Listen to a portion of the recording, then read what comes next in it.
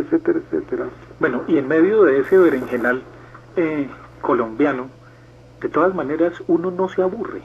Aquí es imposible aburrirse. Eso sí no, es imposible aburrirse. Eso implica una cierta pasión a pesar de todo.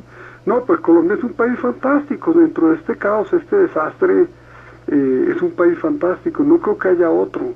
No sé si tal vez Brasil se acercara un poquito a nosotros, tal vez Cuba también, que Cuba era un país muy feliz antes de que llegara este tirano a volverle una cárcel, con todo y la represión de estos criminales que fueron Machado y que fue Batista, con todo y eso Cuba era un país feliz.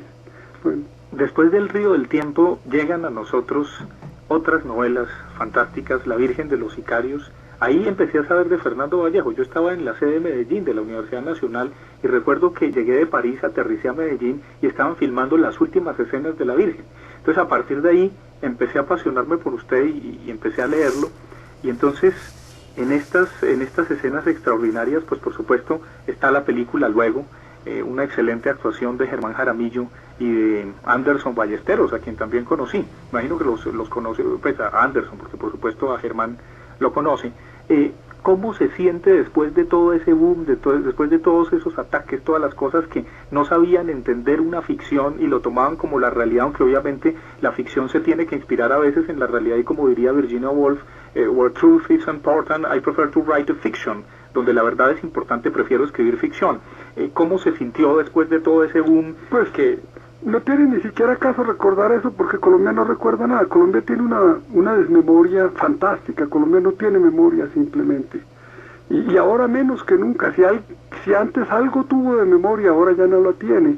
Tú hablas con cualquier muchacho, un joven de 20 años, y verás la incultura y el desconocimiento. Deja la incultura universal de cosas de fuera de nosotros, pero es que no saben ni siquiera quiénes fueron los presidentes de hace una década o algo. Ya no tenemos pasado. Colombia no tiene pasado, futuro tampoco tiene el futuro inmediato de para dónde vamos hoy y mañana, y tendremos un futuro de una semana, pero no sabemos más cómo vamos como país.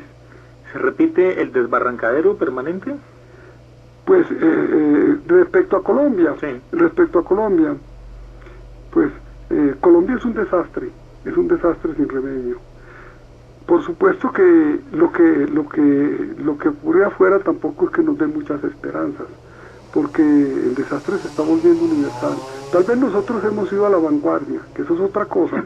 Nosotros, por ejemplo, fuimos a la vanguardia en el secuestro, en haber inventado los sicarios, que casi no existían en ningún lado. Eso se volvió una institución colombiana y una palabra que circula por todo el idioma y que nosotros la pusimos en circulación.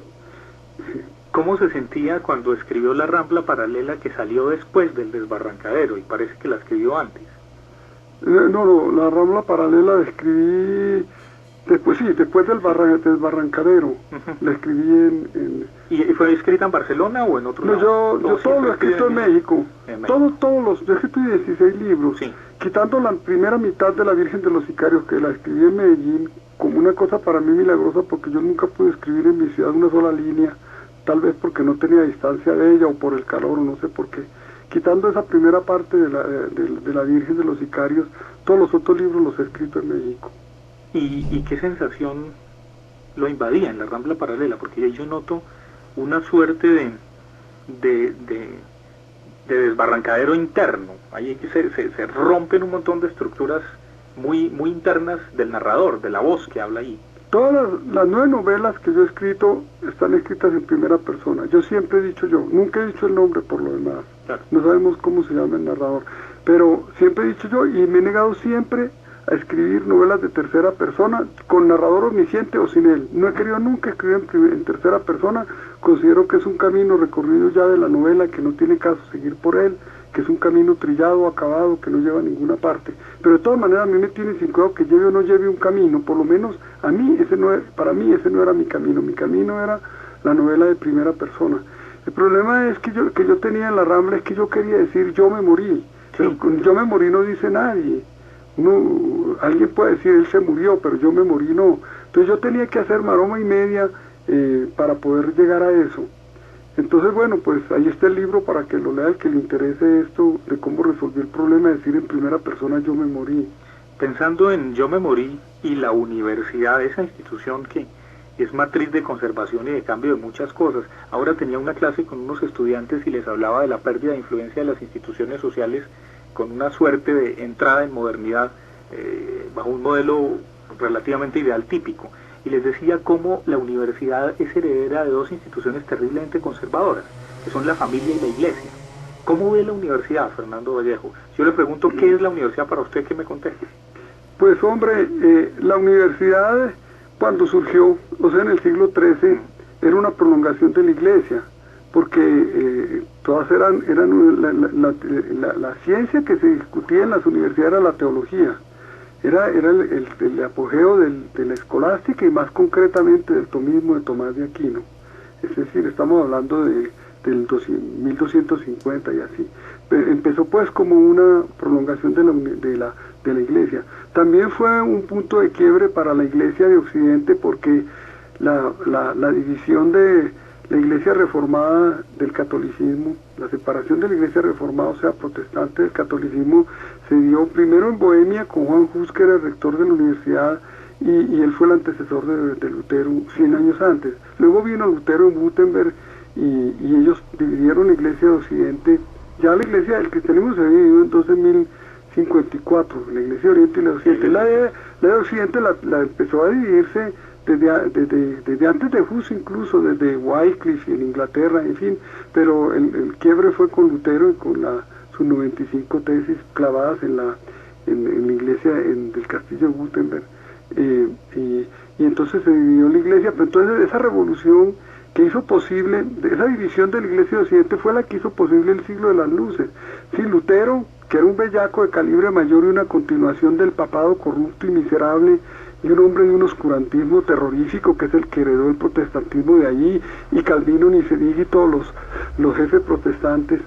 Pero sin ellos, sin la división de Lutero, no se hubiera dividido la iglesia de Occidente y no hubiéramos tenido sin duda alguna el siglo de las luces, la Ilustración, la Revolución Francesa, que es la luz que ha tenido Occidente y que no ha tenido el mundo musulmán, porque el mundo musulmán ha continuado en la Edad Media. Usted decía en la entrevista de Medellín, entre otras cosas, fue una frase que sacaron en la agencia de noticias de la universidad, que son esos pequeños reductos de pensamiento que quedan y qué lástima que sean tomados por otros intereses. Veamos un poco ese acontecimiento que para algunos pudo ser un hito significativo, que pudo relativamente cambiar la universidad, por lo menos la Universidad de París, de mayo del 68. ¿Qué le queda del día de mayo del 68? ¿Cómo ve eso? ¿Estaba usted en Europa en ese momento? No, yo no estaba en Europa, estaba en Colombia, estaba aquí, pero pues no creo que haya quedado nada. En realidad yo, por lo que se refiere a la universidad colombiana, tanto la del Estado como la privada, porque para mí en esto que voy a decir no tiene importancia esa distinción, yo no le veo posibilidad de renovación moral a Colombia, ni espiritual, sino saliendo de la universidad. Porque la universidad, así su nivel, comparado con las universidades norteamericanas y europeas, sea muy bajo, de todas maneras es el único centro de cultura. Tú ves en Medellín las universidades privadas y la Universidad de Antioquia y la Nacional, la facultad que tiene la Nacional. Estos muchachos son los únicos que están pensando, que quieren superarse, que leen. La Universidad Latinoamericana se volvió durante décadas fue una universidad de izquierda, que la pública en concreto, porque la privada no, que pretendió hacer una revolución social y reivindicar los derechos de los pobres, acabar con la desigualdad social que es insultante e inaceptable. Aterradora. Y aterradora. Lo que pasa es que ahí había un cálculo muy egoísta de los muchachos que estaban enarbolando las banderas de la izquierda, las del comunismo, las del castrismo, porque ellos simplemente iban detrás de los altos puestos públicos. ¿Y ellos para qué querían hacer la revolución? Estaban persiguiendo el poder. Y estaban persiguiendo el poder y los altos puestos que tenían los conservadores y los liberales. Si seguimos así, de la universidad no se puede esperar nada, porque de la universidad cubana surgió Fidel Castro. Fidel Castro era un amponcito, un gangstercito estudiantil que apabullaba a los otros por la fuerza bruta. Y ahí surgió este tirano, el ser más vil que ha producido América Latina.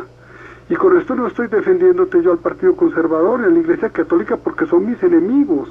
No, no te lo estoy defendiendo, no los estoy defendiendo, yo no estoy con ellos, yo no estoy con la clase política colombiana que desprecio profundamente y que considero como mi enemiga personal. Pero te estoy diciendo que no vamos a reemplazar a los uribistas, a los conservadores, a los liberales por castristas o por lo que quiera salidos de la universidad para que se monten al poder y monten una dictadura peor de las que puedan montar estos partiduchos que hemos tenido siempre. En esa medida, de pronto, usted estaría de acuerdo con Pierpaolo Pasolini, a quien tal vez en alguna entrevista le preguntaron qué pensaba de mayo del 68 y dijo que era una revolución un poco conservadora. Pues Pasolini era comunista y el Partido Comunista lo expulsó porque era un hombre libre. En última instancia era un hombre libre. No sé para qué tenía que meterse en eso, porque para qué sale uno de la Iglesia Católica para meterse al Partido Comunista. Hay muchas transiciones. Salir de un fanatismo a entrar a otro fanatismo. Pero en última instancia Pasolini sí era un revolucionario porque era un hombre que estaba desafiando un país muy puritano, muy hipócrita como es Italia, y ahora ni se diga porque Italia es un país arrodillado al Vaticano como ninguno. ¿Y con Berlusconi? Con él, pero Italia es un país perdido para la humanidad, es un país arrodillado al autócrata de Roma. Pero entonces